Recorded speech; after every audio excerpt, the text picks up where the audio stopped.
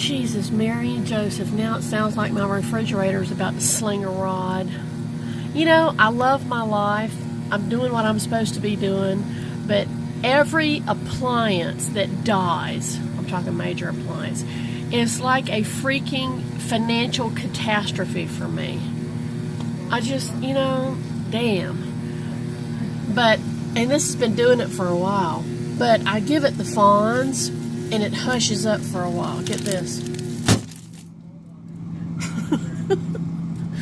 I mean, sometimes this thing even wakes me up at night.